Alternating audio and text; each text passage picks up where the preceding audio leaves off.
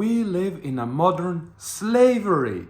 Too many people are enslaved and have LinkedIn profiles.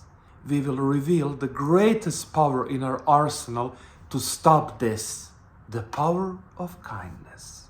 How to use kindness, when to use kindness, and why it will have glorious effect on your presence, leadership skills, and public speaking skills. Welcome. Now that we've managed to scatter away dopamine addicts, let's begin. The origin of the concept of kindness, or gentilezza, is Italian and aristocratic. In this age, when legions of up-and-coming people are fighting, racing in this rat race to the bottom, fighting to break through the obscurity and land some good-paying job, this is the definition of slavery. And this is the exact moment when the power of kindness has to come back and reclaim its glory and authority. Being kind is a power move. Being kind is a sign of a noble, aristocratic, graceful behavior. We're interested in aristocracy of spirit.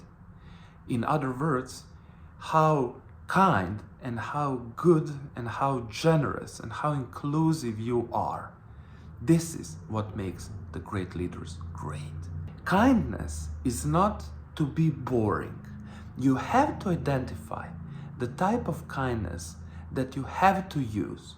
If you're a big guy, your type of kindness will be different than John's or Susan's or anything like that. So try to remember the last time you were genuinely kind, maybe in childhood, and try to bring that back. Try to be authentic. Your type of kindness has to be based on your personality type. To find out that, you have to start trying to be authentic and to reject the prefabricated formulas that other public speaking coaches impose on you. I'm constantly repeating this, and I will never stop doing that, because authenticity is what we all want to get. That's the definition of charisma. That being said, the only way that charisma is being manifested, shown, that you can actually see someone's charisma, is through kindness. That's an underrated statement. Think about that. Only through kindness, somebody's charm becomes visible and starts having glorious impact on people around you. That's the top of the charisma pyramid, if one even exists. But that being said, try to find a fun way to be kind. When to use it. Try to mix kindness with conflict, with intensive, high-stakes situations. After an argument, after you assign a complicated task to a trusty colleague, for example, you spent 5 minutes breaking it down to Susan why this job has to be done like this and why is it so important. But then don't forget to sprinkle it with a bit of kindness. Susan, I know you're the only person who can do this right.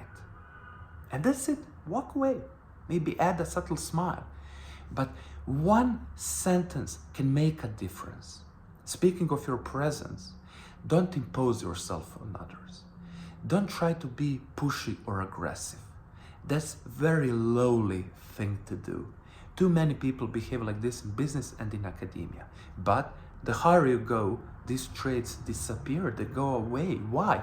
Because people behaving like this don't pass the social filter. Sooner or later, they will pay the price for trying to behave like this. That behavior is not sustainable. Nobody told them this yet. So, don't spoil the secret. Let them find out for themselves. Why you should be more kind? Try to have a subtle, charming presence. Try not to overdo it. Try to use it sporadically and strategically in the most intense moments. It can relax a situation, it can build loyalty, it can draw people toward you. You don't have to think too hard on why this is important.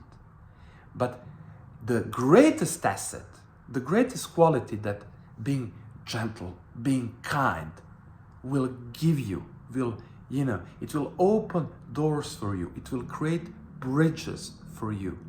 For example, you have a heated argument with an opponent.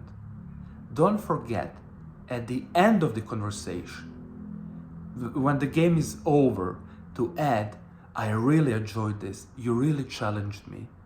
I really respect you as an opponent.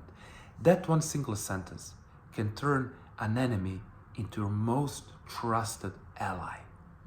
Don't underestimate the power of kindness. This being said, congratulations for sticking for 6 minutes, 30 seconds. That means you're not a dopamine addict. And that means that you will probably increase your leadership skills, your presence, and your public speaking skills. If you like this, subscribe to my channel and, try to watch some other videos too. I will be launching a full series on boring versus authentic. It will include many different strategies based on your personality type. How can we increase your impact on your audience, on people listening to you, people following you, people working with you?